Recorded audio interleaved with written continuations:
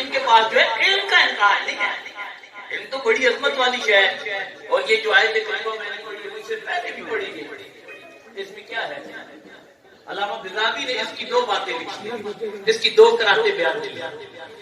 اور یہ کیا ہے کہ اس میں علماء جو ہیں ان کی خشیت الہی کا بھی بیان ہے اور ان کی عظمت کا بھی بیان ہے.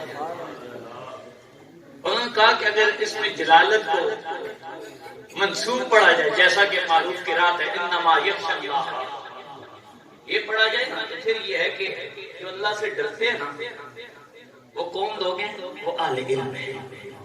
ایک دوسری قرات بیان کی انما یخشی اللہ من عبادہ العلماء، علماء کو نسب دیا، اس میں جلالت کو رفع کہا. اگر یہ ہے نا یہ پھر استعارہ ہے تعظیم کا.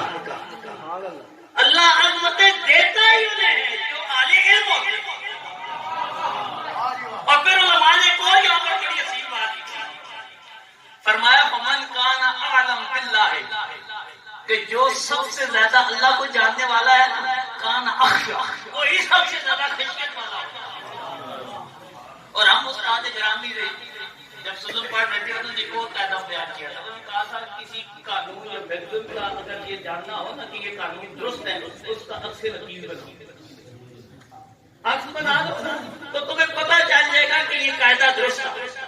تو طویل بات میں ادھر نہیں جاتا لیکن اتنا بات کر دو جو اللہ سے ڈرتا ہے وہی عالم ہے، وہی عالم ہے.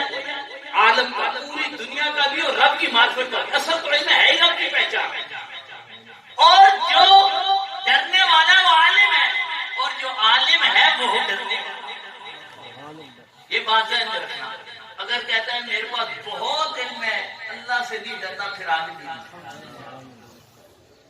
اور کہتا ہے میں اللہ سے بہت ڈرتا ہوں لیکن اللہ کی معرفت نہیں ہے تو ڈرتا نہیں. اخشا وہی ہے جو عالم.